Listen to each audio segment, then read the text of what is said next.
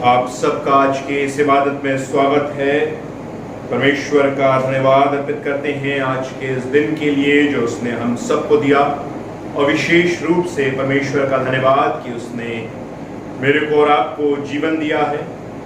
यूं तो परिस्थितियां बहुत विपरीत हैं, पर उसके बाद भी परमेश्वर की दया, परमेश्वर का अनुग्रह, परमेश्वर की सामर्थ्य निरंतर हमारे साथ है, और निरंतर हम परमेश्वर के अनुग्रह में अपने जीवन को आगे बढ़ा रहे हैं। हम परमेश्वर का धन्यवाद अर्पित करते हैं। आइए आज की इस इबादत को हम शुरू करेंगे, जबकि आज हम पवित्र आत्मा के अवतरण पर्व के पश्चात 6वां रविवार मना रहे हैं। आइए अपनी आराधना को शुरू करेंगे। सरों को झुकाएं, प्रार्थना। महान जीवित सामर्थी परमेश्वर, हम हृदय से आपका धन्यवाद अर्पित करते हैं प्रभु, आपके तमाम आशीषों के लिए। प्रभु धन्यवाद अर्पित करते हैं आज के इस दिन के लिए जो आपने हम सबको दिया। धन्यवाद अर्पित करते हैं प्रभु परमेश्वर कि आपने हम सबको इस माध्यम के जरिए से प्रभु परमेश्वर आपकी कलीसिया इस संगति में जोड़ा है। और प्रभु विशेष रूप से जब हम आज आपके वचन पर मनन चिंतन करते हैं और प्रभु इस बात की समझ को रखते हैं कि हमारा ऊपरी वृक्ष जो प्रभु परमेश्वर विश्वास का हमको देखने को मिलता है, आवश्यक है कि उस वृक्ष की जड़ें गहरी, आवश्यक है कि वो वृक्ष जितना बाहर से सुंदर दिखता है उतना मजबूती से वो विश्वास रूपी मकान, वो विश्वास रूपी वृक्ष खड़ा रहे। क्योंकि प्रभु जब आपके दिए हुए इस जीवन में चुनौतियां आती, जब प्रभु परमेश्वर अवरोध आते, जब प्रभु असामान्य परिस्थितियां आती, तो प्रभु हम जानते हैं कि अगर हमारे विश्वास में गहराई नहीं है, अगर हमारा वृक्ष जड़ को प्राप्त किया हुआ नहीं है, अगर हमारे मकान में नींव नहीं है, तो प्रभु वो ढह जाता है।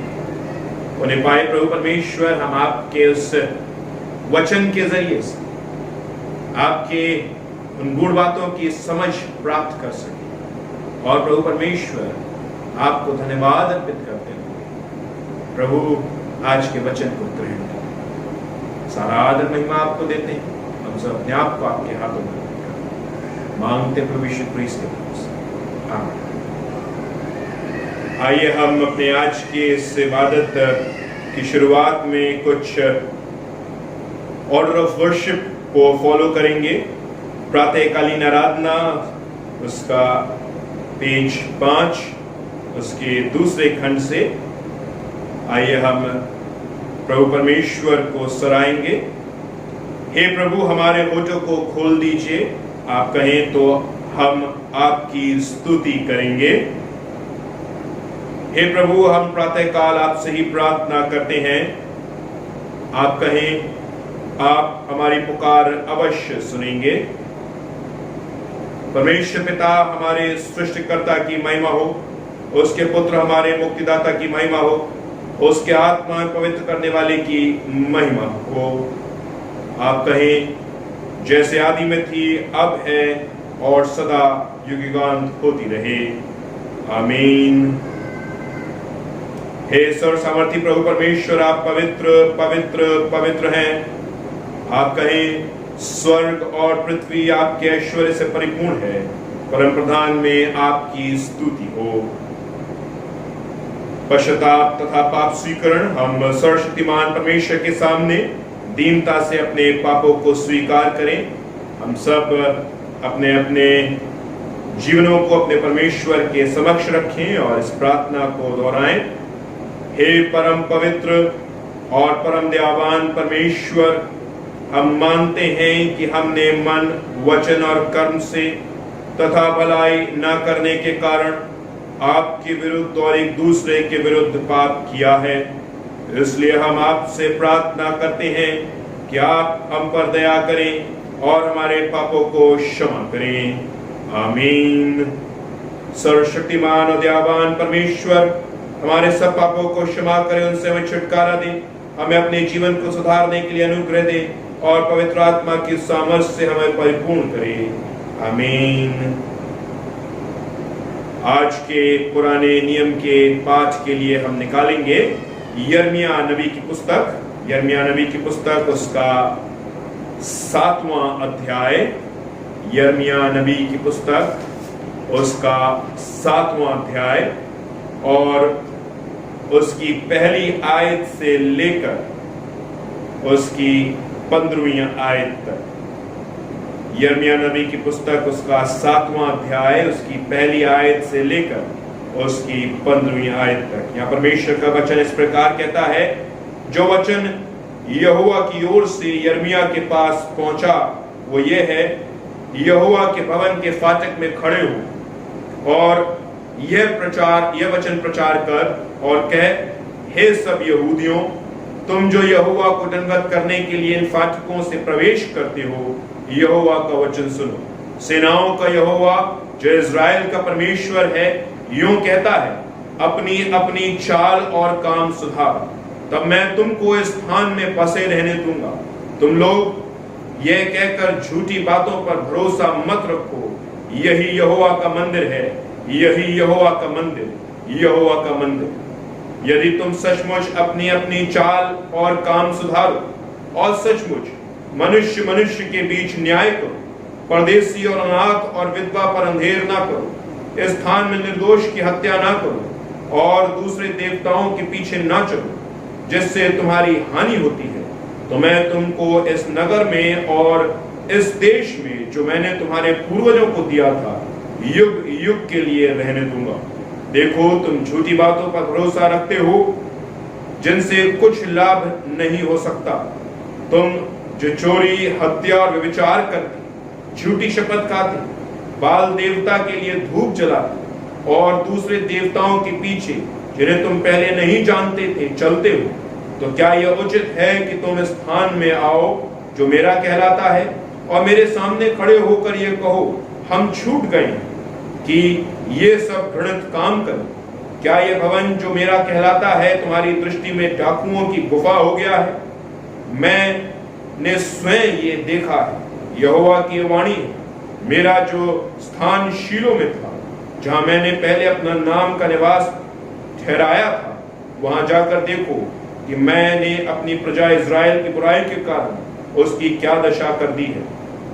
अब यहोवा की वाणी है कि तुम जो ये सब काम करते आए और यद्यपि मैं तुमसे बड़े यत्न से बातें करता रहता हूं तो भी तुमने नहीं सुना, और तुम्हें बुलाता आया परंतु तुम नहीं बोले। इसलिए भवन जो मेरा कहलाता है, जिस पर तुम भरोसा रखते हो, और वो स्थान जो मैंने तुमको और तुम्हारे पूर्वजों को दिया था, इसकी दशा मैं शीलो की सी कर दूंगा, जैसा मैंने तुम्हारे सब भाइयों को अर्थात सारे एप्रेमियों को अपने सामने से दूर कर दिया है, वैसे ही तुमको भी दूर कर दूंगा। ये परमेश्वर का वचन है, परमेश्वर का धन्यवाद हो। नए नियम के पाठ के लिए हम निकालेंगे मत्ती रचित सुसमाचार उसका 7वां अध्याय, मत्ती रचित सुसमाचार उसका 7वां अध्याय उसकी 21वीं आयत से लेकर उसकी 29वीं आयत तक। जो मुझसे हे प्रभु कहता है, उनमें से हर एक स्वर्ग के राज्य में प्रवेश न करेगा, परंतु वही जो मेरे स्वर्गीय पिता की इच्छा पर चलता है।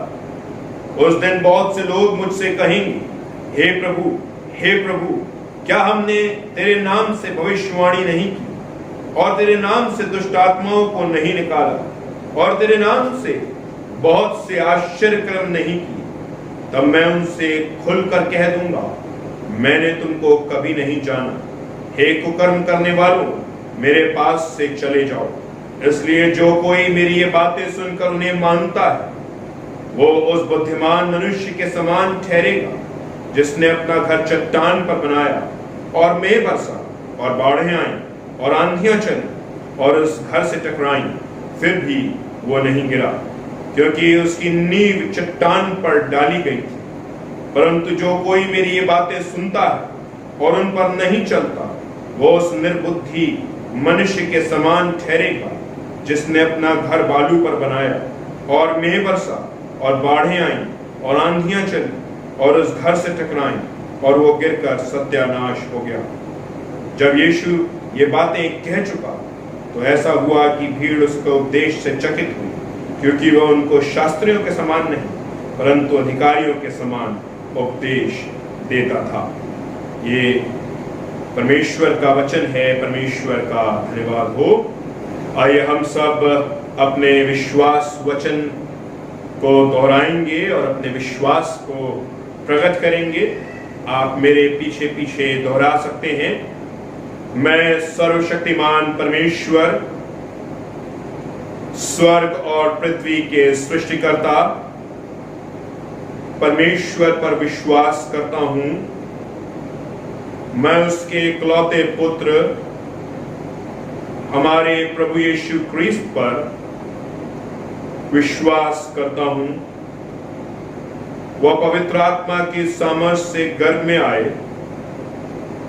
और कुंवारी मरियम से जन्मे। उन्होंने पेंतुस पिलातुस के शासन में दुख भोगा। वह क्रूस पर चढ़ाए गए, मरे और गाड़े गए और मृतकों के लोक में उतरे। तीसरे दिन वह जी उठे, वह स्वर्ग पर चढ़ गए और पिता की दाहिनी ओर विराजमान हुए। वह जीवितों और मृतकों का न्याय करने को फिर आएंगे।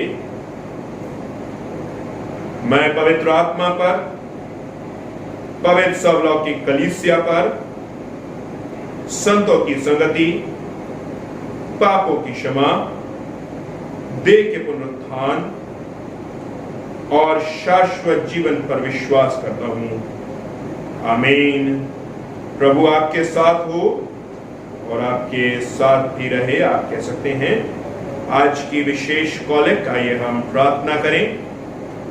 हे प्रभु, हम बड़ी दीनता के साथ आपसे विनती करते हैं कि आप अपने लोगों की प्रार्थनाएं सुने जो आपकी दुहाई देते हैं।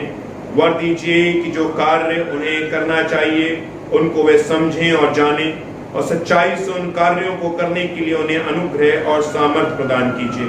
हमारे प्रभु यीशु मसीह के द्वारा, जो आपके पवित्र आत्मा के साथ एक परमेश्वर हैं और तथा सदा सर्वदा जीवित और राज्य करते हैं। आमीन। ये समय होगा कि हम परमेश्वर के समक्ष आएंगे, उसकी स्तुति और आराधना में कुछ समय व्यतीत करेंगे और उसके बाद फिर हम परमेश्वर के वचन को सुनेंगे।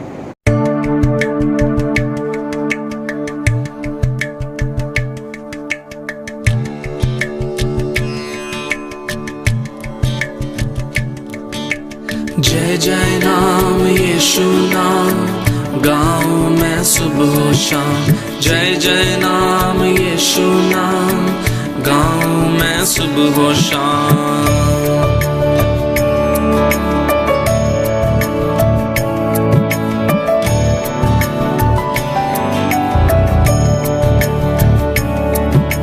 जय जय नाम यीशु नाम, गाऊं मैं सुबह शाम। जय जय नाम यीशु नाम, गाऊं मैं सुबह शाम। जय जय नाम यीशु नाम, गाऊं मैं सुबह शाम। जय जय नाम यीशु नाम, गाऊं मैं सुबह शाम। बलहीन का सहारा, पापियों का दोस्त है तू। यीशु तू है कितना प्यारा, शब्द न कैसे बताऊं।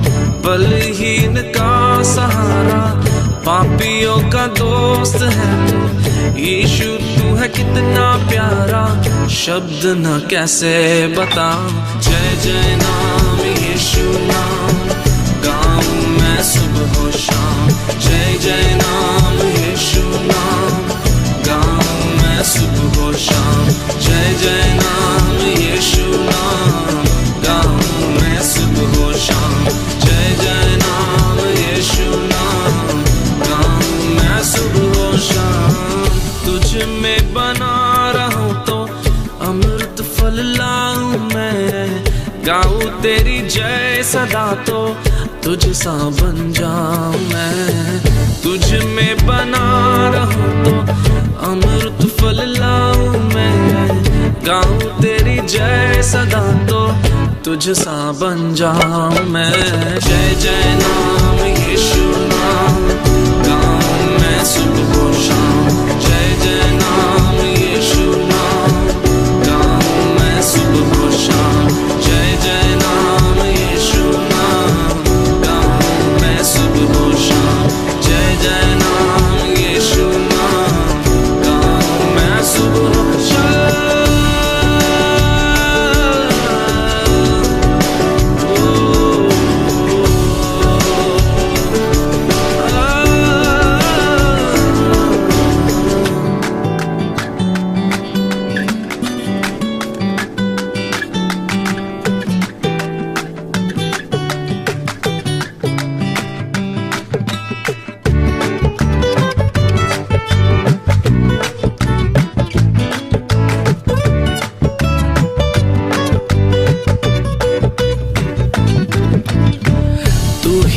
जो मुझको बुलाता देता है जीवन जल।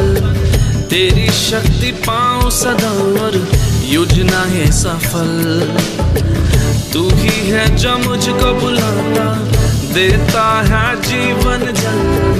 तेरी शक्ति पाऊं सदा योजना है सफल हो जाए। जय जय नाम यीशु नाम गाऊं मैं सुबह और शाम।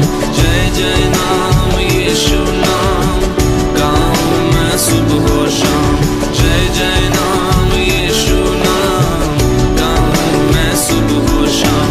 जय जय नाम यीशु नाम गाऊं मैं सुबह और शाम।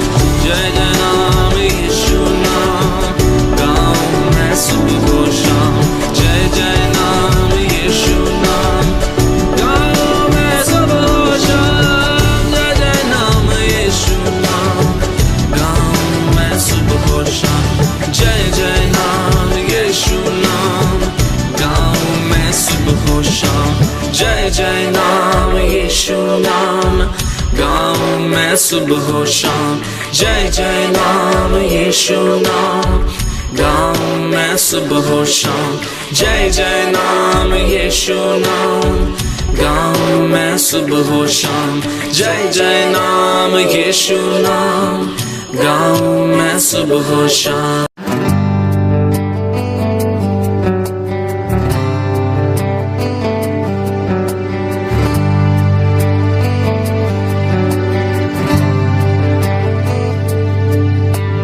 क्या दे सकता हूँ, क्या ला सकता हूँ, कहता तुझे बस शुक्रिया।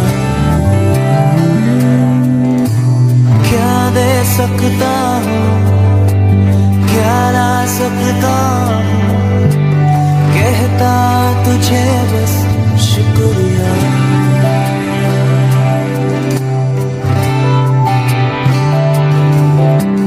तुझ में ही मेरी सुबह, तुझ में ही हर शाम, तुझसे ही करता शुरू हर कोई काम। तुझ में ही मेरी सुबह, तुझ में ही हर शाम, तुझसे ही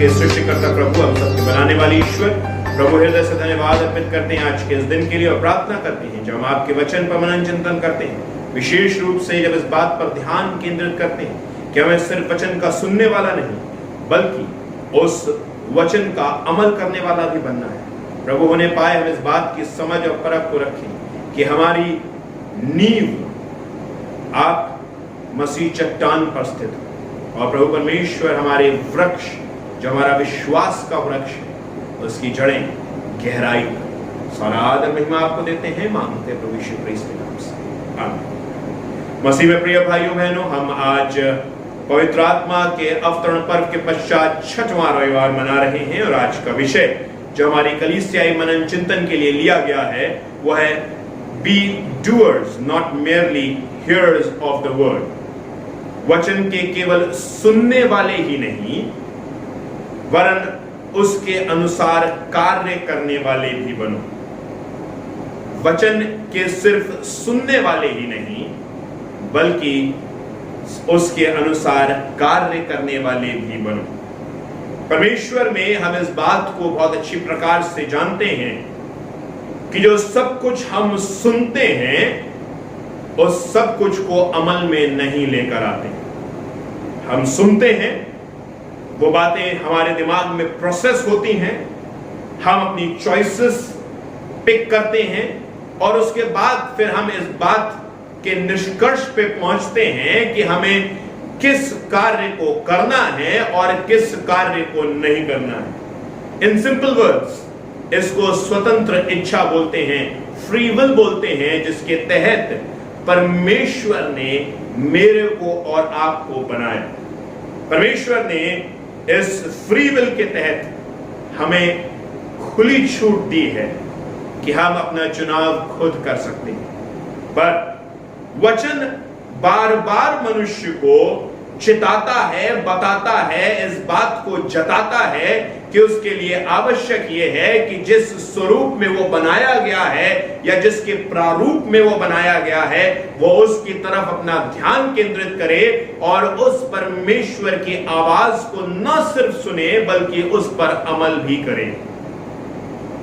बहुत आवश्यक बात है जो सरल है, पर जितना सरल ये सुनने में प्रतीत होता है उसको उतना ही करने में हमें कठिनाई होती है।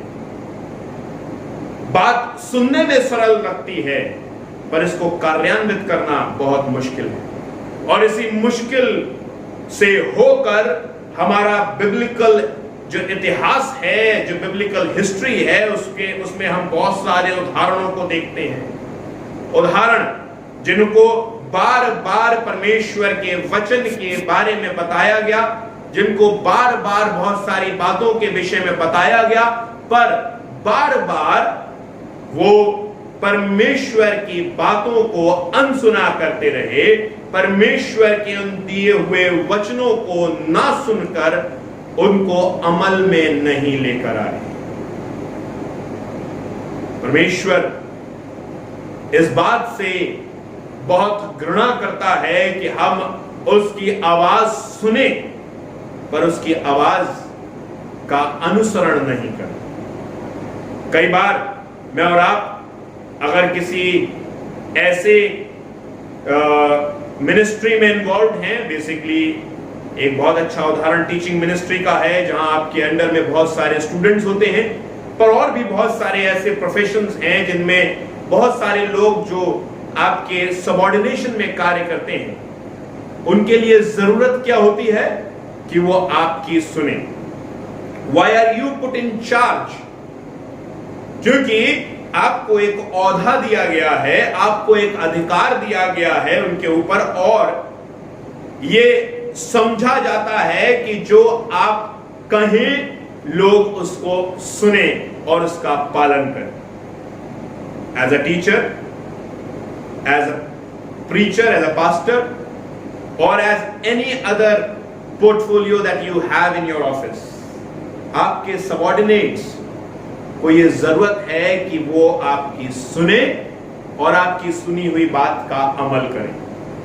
पर जब कभी या तो हमारे खुद के बच्चे, या हमारे क्लास के बच्चे, या हमारे ऑफिस के लोग, हमारे सबऑर्डिनेशन में जो आते हैं, वो हमारी बातों को ना सुने तो कैसा लगता है? अच्छा लगता है? नहीं, बुरा लगता है। बुरा लगता है क्योंकि हम जानते हैं कि हम किस कार्य की ओर अग्रसर हैं, हमें लक्ष्य पता है, और क्योंकि हमें लक्ष्य पता है इसलिए हमको वहां पर उस रूप में, अधिकारी के रूप में रखा गया है, टीचर के रूप में, उस ऑफिस के अधिकारी के रूप में, या और किसी रूप में रखा गया है, और हम वो व्यक्ति हैं जो उस लक्ष्य की ओर, उस पूरे भीड़ को लेकर चलते हैं। और इसलिए जब कोई हमारी नहीं सुनता है तो हमें इसलिए बुरा लगता है क्योंकि हम जानते हैं कि वो व्यक्ति लक्ष्य से अलग जा रहा है, और इसलिए कई बार डांटते हैं, डपटते हैं। परमेश्वर भी ठीक उसी प्रकार से इस पूरी बिब्लिकल हिस्ट्री में अपने लोगों को लेकर चल रहा है, और जब वो नहीं सुनते हैं डांटता है, डपटता है। क्यों? क्योंकि वो जानता है और वो ये चाहता है कि हम सिर्फ वचन के सुनने वाले नहीं बल्कि उस पर अमल करने वाले हों। यिर्मयाह नबी की पुस्तक, उसके 7वें अध्याय, उसकी पहली आयत से लेकर उसकी 15वीं आयत में परमेश्वर यिर्मयाह नबी के जरिए से बातचीत कर रहा है। एक बहुत ही उम्दा उदाहरण है जहां परमेश्वर अपने लोगों को बता रहा है कि उसकी आवाज को सुनना कितना आवश्यक है, और वो किस प्रकार से उसकी आवाज को निरंतर अनसुना कर रहे हैं। कहां? यिर्मयाह नबी मंदिर के सामने खड़ा हुआ है। ये जगह बहुत आइकॉनिक है। आइकॉनिक इसलिए क्योंकि यिर्मयाह कहीं किसी चौपाल में नहीं, किसी पेड़ के नीचे नहीं, किसी पहाड़ पर नहीं, बल्कि परमेश्वर के मंदिर के फाटक पर खड़ा हुआ है। और परमेश्वर ने उसको ताकीद किया कि तुम वहां पर खड़ा हो। और परमेश्वर बहुत सटीक बातों को वहां से यिर्मयाह के मुंह से कहलवा रहा है। देखते हैं क्या है वो बातें। जो वचन यहोवा की ओर से यिर्मयाह के पास पहुंचा, यहोवा के भवन के फाटक में खड़ा हो और यह वचन प्रचार कर और कह, हे सब यहूदियों, तुम जो यहोवा का दंडवत करने के लिए इस फाटक में प्रवेश करते हो, यहोवा का वचन सुनो। सेनाओं का यहोवा जो इज़राइल का परमेश्वर है यूं कहता है, अपनी अपनी चाल और काम सुधारो, तब मैं तुमको इस स्थान में बसे रहने दूंगा। तुम लोग ये कहकर झूठी बातों पर भरोसा मत रखो, यही यहोवा का मंदिर है, यही यहोवा का मंदिर है, यहोवा का मंदिर। फर्ज कीजिए चर्च सर्विस चल रही हो और चर्च के फाटक के पास खड़े होकर, या हम में से लोग चर्च में प्रवेश कर रहे हो, तब चर्च के फाटक के सामने खड़े होकर कोई ये कहे कि तुम अपनी अपनी चाल से सुधरो, और वो कहे कि तुम अपने बातों पर झूठा भरोसा मत रखो कि यही यहोवा का मंदिर है, यही यहोवा का मंदिर है, यहोवा का मंदिर। क्या होगा उस व्यक्ति का हश्र? शायद कलीसिया के सारे लोग उसको मिलकर दंडित करने की कोशिश करेंगे। क्यों? क्योंकि वो कहीं ना कहीं हमारे विश्वास के प्रतीक, हमारे उस इबादत घर के विरुद्ध में बातें कर रहा है। पर आप सोचिए, यिर्मयाह को परमेश्वर ने चुना और यिर्मयाह को परमेश्वर ने ताकीद किया कि यिर्मयाह यहोवा के भवन के विरोध में बातें करे। सोचिए, यहोवा के भवन के विरोध में बातें करे, लोगों को कहे अपने अपने काम सुधारो, अपने अपने चाल सुधारो, तुम झूठी बातों पर भरोसा रखते हो, यही यहोवा का मंदिर है, यही यहोवा का मंदिर है, यही यहोवा का मंदिर। वो कहता है कि अगर यदि तुम सचमुच अपनी चाल और काम सुधारोगे और सचमुच मनुष्य और मनुष्य के बीच न्याय करोगे, तब ही परमेश्वर तुम्हारे बीच में प्रकट होगा, तब परमेश्वर तुमको इस जगह पर रहने देगा।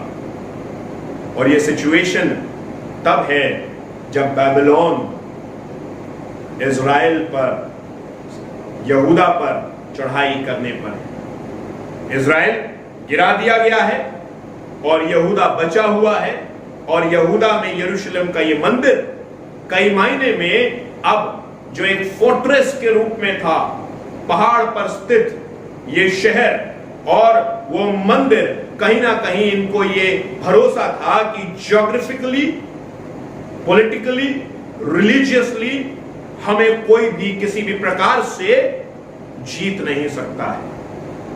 It was a fortress, but you know, परमेश्वर ने यिर्मयाह नबी के पुस्तक के अंत तक अपने इस यहूदा देश, अपने इस यरूशलेम निवास के शहर और अपने निवास स्थान, अपने मंदिर को नष्ट होने दी बाबिलोन के हाथों, एक पेगन एम्पायर के हाथों। पर उसका कारण यह था क्योंकि परमेश्वर अपने लोगों को उसकी गलती जताना चाहता। परमेश्वर के लिए उसका मंदिर ज्यादा प्रिय नहीं था, परमेश्वर के लिए उसके लोग ज्यादा प्रिय थे। वो लोग जो कई समय से, काफी देर से उसकी बातों को अनसुना किए चले जा रहे थे। मंदिर में लोग आ रहे थे, बलिदानों को कर रहे थे, तमाम उन बातों को कर रहे थे, विधियों नियमों का पालन कर रहे थे, पर कई मायनों में परमेश्वर के लिए भावता जीवित बलिदान उनकी ओर से नहीं चढ़ाया जा रहा। कई बार हमसे बोला जाता है कि दिल से कार्यों को किया जाना आवश्यक है, और यही बात है जो आज परमेश्वर यिर्मयाह नबी के जरिए से मेरे से और आपसे बातचीत कर रहा है। अगर हम अपने जीवन के सारी बुराइयों को अपने हृदय में रखे रहें और अपने हृदय से उसको बाहर ना निकालें और परमेश्वर के भवन में आकर प्रवेश करें, उसके लिए बलिदानों को चढ़ाएं, अपने हाथों को उठाएं, प्रार्थना करें, स्तुति आराधना करें, आकर प्रभु बोझ लें, ऐसी भक्ति परमेश्वर को पसंद नहीं, क्योंकि वो ये चाहता है कि हमारी भक्ति, हमारी आस्था हमारे जीवन को शुद्ध करके पूर्ण रूप से परमेश्वर के सामने अर्पित की जाए। जैसा मैं हूं, मैं वैसा परमेश्वर के सामने आकर खड़ा हूं। क्यों ऐसा हो रहा था कि परमेश्वर इस मंदिर के विरोध में बात कर रहा था? क्यों? क्योंकि एक लिस्ट दी गई है 5वीं आयत से कि तुम इन इन कार्यों को करते हो और उसके बाद फिर मंदिर में आकर निर्दोष लहू को चढ़ाते हो। और वो कह रहा है कि तुमने इसको डाकुओं की खो बनाया हुआ है। स्मरण कीजिए, प्रभु यीशु क्रिस्त ने भी इस बात को यहीं से उठाया था, जहां उसने कहा तुमने मेरे पिता को डाकुओं की, पिता के घर को डाकुओं की खो बना दिया है। क्यों? क्योंकि कई मायने में, कई रूप में मैं और आप अपने अंदरूनी जीवन में और कुछ हैं और अपने बाहरी जीवन में और कुछ हैं।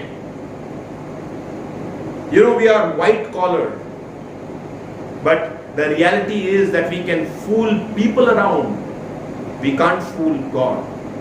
हम लोगों को तो गुमराह कर सकते हैं, पर हम परमेश्वर को गुमराह नहीं कर सकते। यहूदी रीति रिवाज सदियों से चले आ रहे थे, पर परमेश्वर उस समय में कहता है कि मुझे अब एक भावते जीवित बलिदान की आवश्यकता है, और अगर तुम वो नहीं करोगे तो तुम इस जगह से निकाल दिए जाओगे। और ऐसा ही हुआ जहां वो उस जगह से निकाल दिए गए।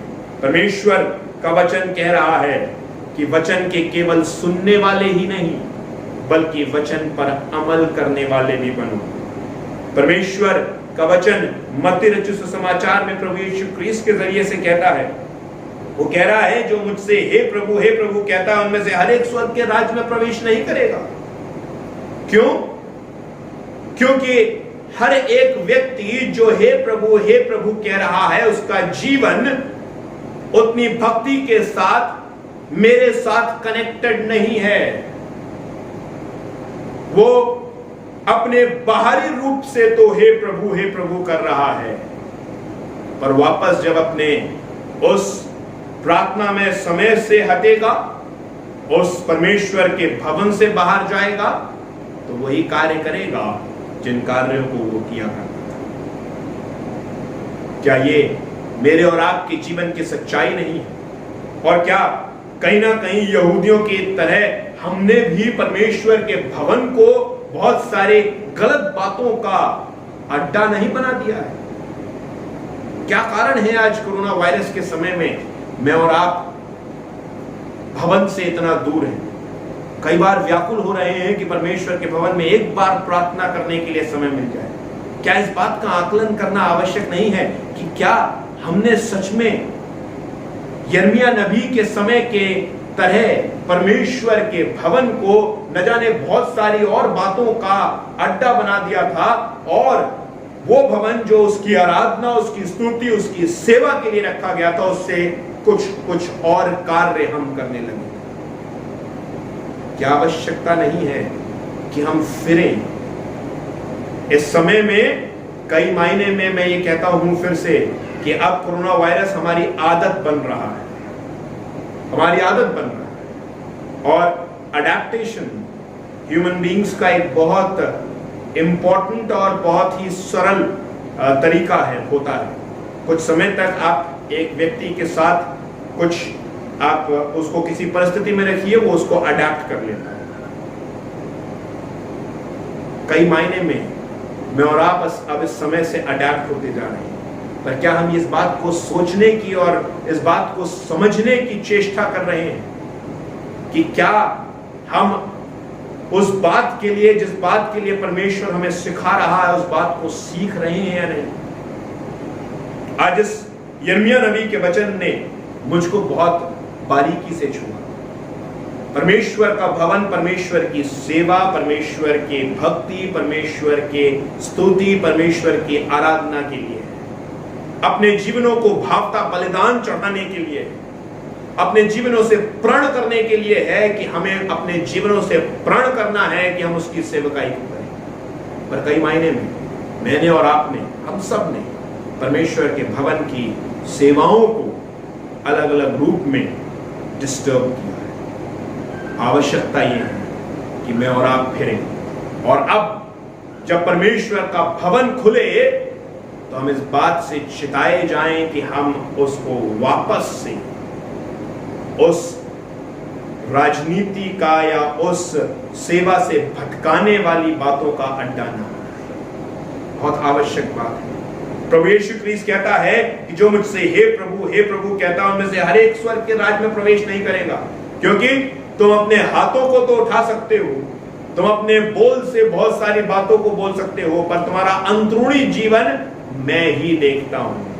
और वो कहता है, अगर आप आगे जाएं तो वो आप इस बात को देखेंगे कि वहां वो कह रहा है, इसलिए जो कोई मेरी ये बातें सुनकर उन्हें मानता है। कौन सी बातें? सिर्फ ये बात नहीं जहां वो हे प्रभु की बात कर रहा है। 5वां अध्याय, 6वां अध्याय, 7वां अध्याय, और इस 7वें अध्याय के अंत में वो कह रहा है। और अगर आप इस 5वें, 6वें और 7वें अध्याय की बातों को पढ़ेंगे तो आप देखेंगे पहाड़ी उपदेश हैं जो अन्य बातों के विषय में बातचीत कर रहे हैं। और वो ये कह रहा है, इसलिए जो कोई मेरी ये बात सुनकर उन्हें मानता है, इन सारी बातों को, वो उस बुद्धिमान मनुष्य के समान ठहरता है जिसने अपना घर चट्टान पर बनाया, जिसने अपना घर चट्टान पर बनाया। और मेघ बरसा और बाढ़ें आई और आंधियां चली और उस घर से टकराई, फिर भी वो नहीं गिरा क्योंकि उसकी नींव चट्टान पर डाली गई। चट्टान वचन, चट्टान प्रभु यीशु ख्रीस्त, वचन देहधारी हुआ, वचन हमारे बीच में उसने डेरा किया। प्रभु यीशु ख्रीस्त ही मेरी चट्टान है। Christ only is the rock on which I stand. और वो ख्रीस्त मुझे इस वचन में मिलता है, और विषय ये कह रहा है कि इस वचन के सुनने वाले नहीं सिर्फ, बल्कि इस पर अमल करने वाले भी। सुनोगे तो कहीं ना कहीं एक दिखावा करते रहोगे, पर जब इस वचन को पूरा करोगे तो अपने अंदर अपने बाहर दोनों रूप में तुम मसीह की इबादत करोगे। वृक्ष या इमारत देखने में कितनी खूबसूरत क्यों ना हो, कितनी बड़ी क्यों ना हो, वो खड़ी सिर्फ अपनी नींव, अपनी जड़ों पर है।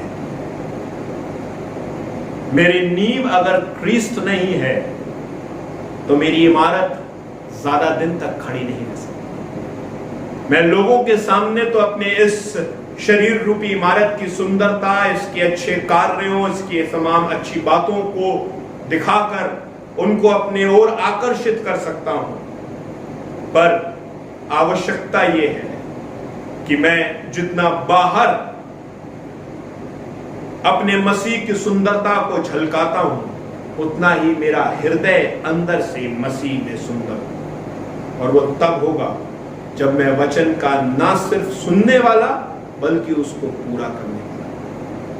परमेश्वर हम सबको बहुतायत की आशीष दे, और परमेश्वर हमें से प्रत्येक को ऐसी सद्बुद्धि दे कि हम हमारे अंदरूनी विचार धाराएं, हमारी सेवाएं अंदर और बाहर एक समान, कुछ भी ऐसा ना हो जो हम अपने अंदर छुपा के रखें, और एक पहरावा पहनकर परमेश्वर के सामने और लोगों के सामने आए। क्योंकि ध्यान कीजिएगा कि अगर हम बहुत सुंदरता से अपने आप को, अपने जीवनों को प्रदर्शित कर रहे हैं, अगर हमारी जड़ें मजबूती में नहीं है, अगर हम मसीह रूपी चट्टान पर स्थित नहीं है, तो बहुत जल्द धराशायी।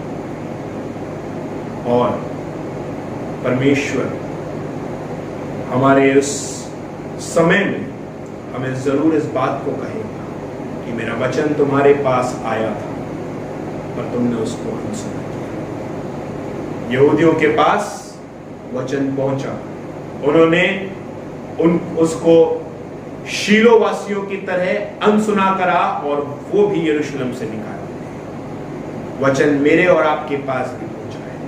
क्या हम और आप इसको ग्रहण करेंगे या इसको अपने पास से निकाल देंगे? चॉइस हमारी है, क्योंकि जो कुछ हम सुनते हैं उसमें से 100% हम पिक नहीं करते, हम चूज करते हैं और उसके बाद सेलेक्ट करके उनको ग्रहण करते हैं, उन्हें पाए।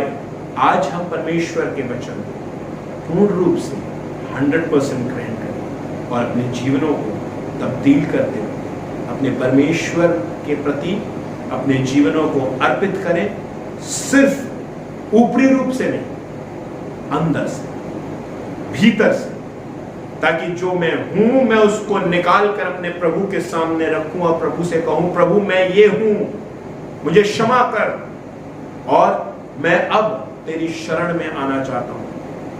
और उस प्रभु की शरण में आकर फिर हम निरंतर उसके वचनों पर सिर्फ सुनने वाले नहीं, बल्कि उसको अमल करने वाले। परमेश्वर आप सबकी सहायता करे, परमेश्वर आप सबको आशीष दे। आइए हम प्रार्थना। महान जीवित सामर्थी परमेश्वर, हम हृदय से आपका धन्यवाद अर्पित करते हैं आज के समय के लिए। प्रभु हम प्रार्थना करते हैं कि आप अपने अनुग्रह, अपनी दया, अपनी सामर्थ्य हमें से प्रत्येक के साथ, और प्रभु हम सिर्फ वचन के सुनने वाले नहीं, बल्कि वचन की अमल करने वाले बन सके। प्रभु हम विशेष रूप से अपने कलीसियाई परिवारों को आपके सम्मुख लेकर आते हैं, प्रार्थना करते हैं विशेष रूप से प्रभु परमेश्वर भाई अमित थॉमस के लिए, प्रार्थना करते हैं उनकी पत्नी के लिए, प्रार्थना करते हैं उनके बच्चे के लिए, उनके पूरे परिवार की। प्रभु आपके अनुग्रह का हाथ उनके ऊपर हो, और प्रभु परमेश्वर हर एक प्रकार से, हर एक प्रकार के संक्रमण से आप उन्हें मुक्त करें, जल्द से जल्द वो शिफा पाएं और प्रभु परमेश्वर अपने घर वापस लौट सकें। प्रार्थना करते हैं तमाम और लोगों के लिए जो प्रभु परमेश्वर स्वास्थ्य विभाग में हैं और अपनी सेवाओं को दे रहे हैं। प्रभु आप उन सबको संक्रमण से बचाएं। प्रभु हम इस मेरठ शहर के लिए विशेष रूप से प्रार्थना करें। प्रभु इस मेरठ शहर पर आपके अनुग्रह, आपकी दया हो, ताकि प्रभु परमेश्वर ये मेरठ शहर प्रभु कोरोना के संक्रमण से मुक्त किया जा सके। प्रभु हम सब कुछ में सारा आदर, सारी महिमा आपकी कलीसिया को आपके सम्मुख रखते हैं। प्रार्थना करते हैं प्रभु परमेश्वर कि हम में से प्रत्येक पूर्ण रूप से अपने जीवनों को आपको समर्पित करने वाले, तन, मन और धन से प्रभु परमेश्वर आपके सम्मुख आने वाले, आपकी सेवकाई करते हैं। सारा आदर महिमा आपको देते हैं। आए हमारे बाप, तू जो आसमान पर है, तेरा नाम पाक मना जाए, तेरी बादशाहत आए, तेरी वजह से आसमान पर होती है जमीन पर। हमारे रोज की आज हम बख्श, इस हम सवाल को माफ करते हैं, तू हमारे कसूरों को माफ कर, हमें आजमाइश न पड़ने दे बल्कि बुराई से कि बादशाहत खुद चला हमेशा तेरे। हमारे खुदा यीशु मसीह का फजल, खुदा बाप की मोहब्बत और वह पाक की रिफाकत शराकत हमें से प्रत्येक के साथ, तमाम विश्वासियों के साथ, विशेष रूप से कलीसिया के साथ, तमाम उन लोगों के साथ जो किसी भी प्रकार के संक्रमण में हैं। प्रभु हमारे उन बच्चों के साथ जो अपनी परीक्षाओं में उत्तीर्ण हुए, प्रभु उनके भविष्य के साथ अब से लेकर हमेशा। सबको जय मसीह की। परमेश्वर आप सबको बहुत आयत की आशीष दे।